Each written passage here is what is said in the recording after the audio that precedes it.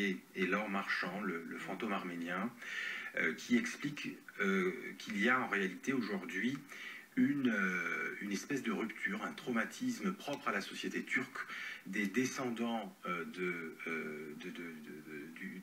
génocide arménien qui ont été enlevés à l'époque, ils étaient enfants, qui ont été convertis à l'islam. Ces idées sont restées absolument tabous pendant des décennies.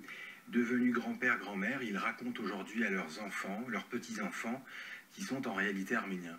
Alors imaginez le trauma chez cette génération qui peut-être a été elle aussi négationniste, chez ces gens qui disent quel génocide arménien et qui se rendent compte qu'ils sont eux-mêmes arméniens. Il y a deux niveaux. Il y a la société turque elle-même qui est en train de changer et j'ai toujours été convaincu que c'est au sein de la société turque, parce que c'est un problème turc. C'est un problème turc avant, peut-être même avant d'être arménien. Donc il y a le problème sociétal, culturel, et il y a le problème politique, celui d'Erdogan, qui est insupportable.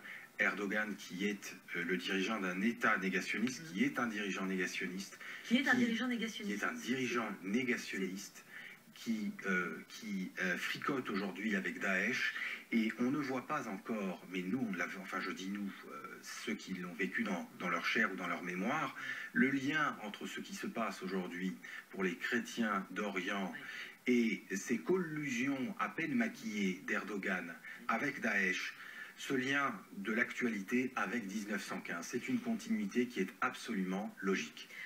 Une question à vous, Serge et Béat Klerksfeld, parce que Serge, vous avez co-signé avec Arnaud une tribune dans la presse dans laquelle vous dites qu'aujourd'hui, Israël doit reconnaître le génocide arménien. Oui, Israël, disons, a été prudent et n'a pas reconnu le génocide arménien en raison de la crainte d'irriter un puissant voisin.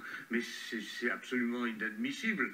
Comment on peut commémorer sans arrêt la Shoah et ne pas reconnaître le génocide arménien, d'autant que si le génocide arménien avait été sanctionné, eh bien probablement la Shoah n'aurait pas eu lieu parce que il aurait été sanctionné en Allemagne aussi. Il y a eu des procès qui ont été intentés qui n'ont pas abouti en Allemagne et l'Allemagne a pris part aussi, de même qu'elle a pris part au massacre des héréros. Et là on voit le chemin de la colonisation à la guerre et puis aussi à une idéologie raciste.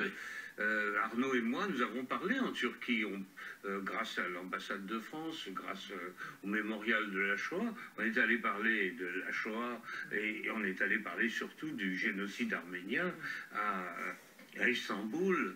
Mais on se bat aussi pour que la France sanctionne le délit de négation du génocide arménien.